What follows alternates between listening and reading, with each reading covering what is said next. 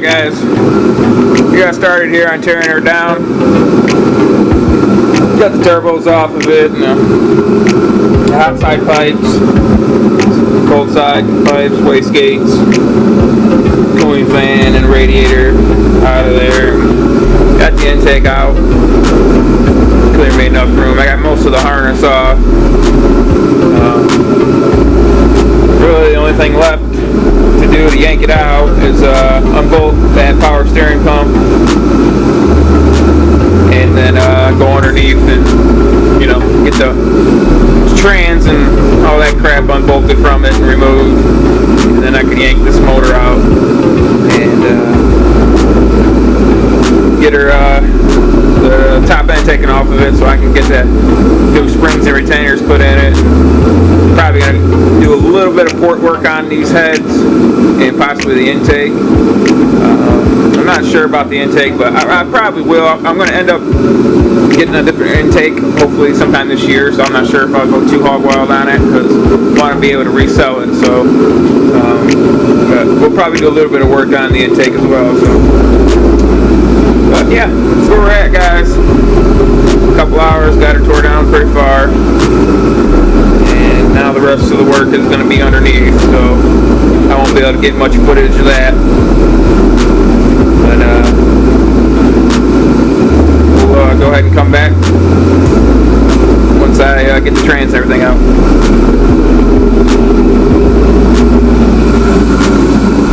Alright fellas, we got the engine out of the car on the stand, mounted up, ready to be taken apart. Get the heads off of it, tear the heads down, check them out. Might take them in and get a valve job done on them. Like I said, I'm probably going to go ahead and port them a little bit, match up to the intake and the exhaust as well. Just open them up a little bit, not too much. So, and we'll likely do the same on the lower intake there. Something, you know, something to do while we have the heads off of it. No time better than the present to do it. Got it turned over, draining the rest of the coolant out of the block, and yeah, man, that's what we got going on now. Put the car outside so we could clean up the garage here and have a little more room to tear the motor down and get started on that guy right there. Start working on the trans deal there. So like I said, gotta get this thing pressure washed, get it cleaned up, cut the bell housing off of it, and fit the JW bell housing on it. And once we do that, we can come over to the parts washer here like I showed you and get all these parts cleaned up, get them nice and spick and span, and then we can go ahead and start assembling the transmission. So we have everything for the transmission, hard part wise, except for the torque converter. That's the only thing we're missing there, and we still need a shifter, but and a drive shaft. But I gotta, you know, get this thing installed and then measure for a drive shaft. But pretty much have everything else to swap it in, and we have everything to do the valves, or excuse me, the valve springs, keepers, new retainers on this thing here. So yeah, guys, that's what I've been up to. So today's what is today, 29th, so almost to the new year.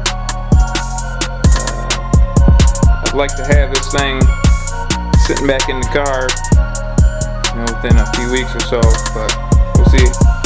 Also, we're going to be deleting the AC.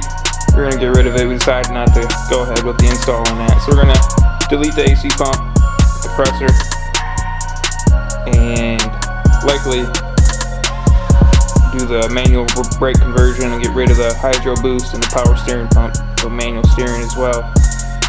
I think I've seen pictures of guys that are able to get a particular belt and delete the power steering pump and AC compressor and just run a shorter belt, routed a little bit different, and not have to buy you know, like a bypass pulley for the compressor or anything. If you guys know what size belt and the particular routing that's required, let me know down in the comments.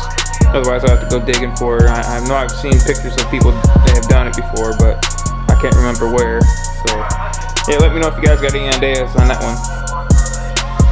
So here's the trans and the clutch and flywheel and all that good stuff. I got a guy interested, supposedly going to come in the next week or so and buy the clutch pressure plate, flywheel, and possibly the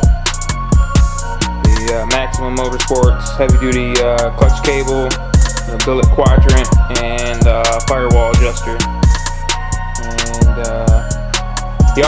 he's swapping he has an 04 Mustang GT as well that he's swapping from an automatic to the 3650.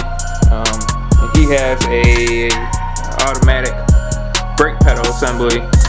So when he comes to buy the other stuff, he's going to bring his automatic brake pedal assembly, and then I'm going to swap him with my manual clutch and brake pedal assembly. So the only difference being is obviously there's no clutch pedal on the automatic one, and the brake pedal itself, the pad that you press on with your feet or your foot, is you know, quite a bit wider. It's about twice as wide as the brake pedal on a clutch car. So that's really the only difference. I was just going to ride with the manual clutch pedal still in there, but you know, this opportunity came up, so why not? So plans on buying that, and we'll swap even for the brake pedal assemblies. And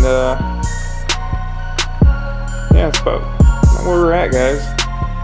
Like I said earlier, we're planning on ordering the 10-point roll cage and likely some subframe connectors. That's the next piece to the puzzle right now. So once we get that in, we're, like I said, we either start on installing the cage and the subframe connectors, or the trans, one of the two. I guess whatever I feel like doing. It all needs to be done before the car can get back out next spring. So just kind of pick your poison. And I gotta tear the heads off this thing and tear them down. So I guess whatever I feel like doing, come the day I come out here and start working on it again, that's what we'll go ahead and start doing. So no particular order. Then this thing, we're still waiting to get the quick disconnect for the steering wheel so I can get that mounted and position the seat and build the track or the frame for the driver's seat. We're still trying to decide if we're just gonna weld a quick disconnect, a universal one, onto the factory column, or if we're gonna get an aftermarket column like I was talking about from either I Did It, which is local here. They're in Tecumseh, Michigan. It's not too far away from me. They make really badass columns for all kinds of hot rods.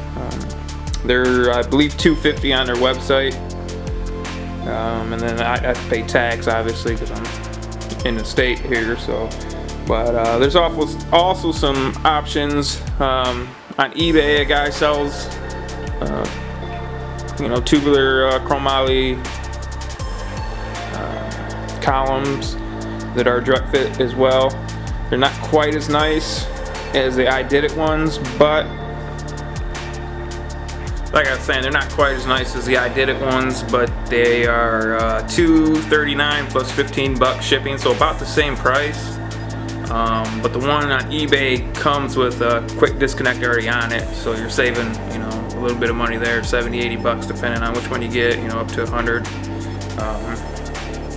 And then there's also one from Motion Raceworks. They have one that is a pretty nice column, but that one's right around $300, but you gotta, and that comes with the quick disconnect, but you gotta buy an adapter U-joint to go from the 3/4 inch round shaft on their column to the double D shaped on the factory Mustang steering shaft on the outside there.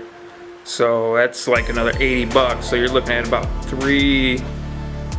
want to say $360, $370 by the time you get it. I think they charge shipping still too, I think. I'll have to double check, but so that's kind of the options there. I did it.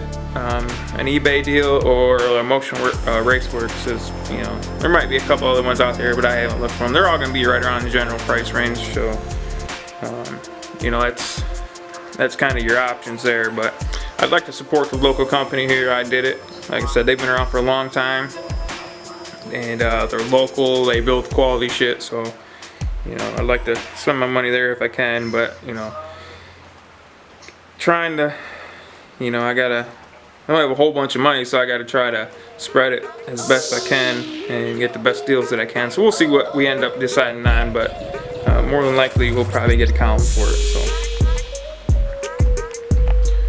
also, I drained the fuel out of the car, out of the tank, to sit over winter time. There's E85 in that tank, and I don't want to leave it sitting in there over winter. So I just drained it out, and my father's truck is flex fuel, so it can burn E85. So I'll just go ahead and throw it in his truck and let him burn it, and it'll be gone. So I don't like leaving it sitting in it over winter time, going stale and gumming up and any type of shit like that. So went ahead and drained it all out so we can start fresh come springtime. So it's always a good idea. Even if you're burning regular gas, pump gas 93, but even more so with ethanol, or if you burn methanol, alcohol, super important with that, or especially some type of race gases as well. They can be extremely corrosive, so just make sure you read up on it and get them drained out if they're going to be sitting for any length of time. Alright guys, so that's what I got accomplished just before the new year. So I'm glad I got it out. That's the biggest pain in this whole deal, is yanking the thing out. It can be a pain. It's not super bad, but you know, it's time consuming doing it by yourself. So got it out. Now we just gotta tear it down, take the heads off of it. Also, the LS coils, how I got them on this side is how I'm going to do them on the other side. I like the way they look with the stock bracket, the stock GM bracket with the plug wires, but I'm having a hard time finding a set of wires that'll work, and the ones that the factory GM LS wires don't fit down in the plug hole very good. They're super tight, so when you go to try to remove the plug wire, you know, a lot of times you just rip the damn wire right out of the boot, and then they're no good. So what I did on this side was I used the stock coil boot and, you know, the metal coil wire inside of the 4-valve coil. I took the boot off and the metal wire and stuck it in the bottom of these LS coils where the spark plug wire would normally snap on, and then stuck them down in there. Built this aluminum bracket, and it bolts down in 2 places where the coil cover used to bolt. You know, it holds them super tight, they're not going anywhere, and I haven't had any problems. So I'm going to do the same thing on the other side. So I got to get 4 new boots and 4 new coil springs, and then make an aluminum bracket for the other side. That way, you know, if I got to change plugs at the track, 2 bolts, lift the coil out, change the plug, whatever, slap it back on, 2 bolts, and we're ready to rock and roll. Just ease of maintenance is really what it comes down to, because I remember back from a video earlier in the year when we were at the track, I ran into a problem where it would cut out about 3/4 track and couldn't figure out why. It ended up being a boost cut. I didn't realize I had that I was tipping in the boost cut. Had it set at like 18 pounds, and it was peaking about 19 and then coming down. I had to set about 14. So I was pulling the plug at the track, and like I said, I tried to get the damn spark plug boot out from down there in the well, spark plug well, and rip the damn, you know, wire out of it. I didn't have a spare wire, so we got one half-ass run in at the testing tune, and that was it. We didn't have no way to get another plug wire or to get it out. I didn't have tools on me to be able to pull out the boot, and so we had to load up and go home, unfortunately. So this will make sure that doesn't happen again. And the other thing, cams, they're going to have to wait. We're not going to be able to do it right now. It sucks. It would be the perfect time to do it. but I just don't think I can swing it, man. It's cams on a 4-valve, you know, you're looking $1,300, $1,400, $1,500 depending on what you get and from who.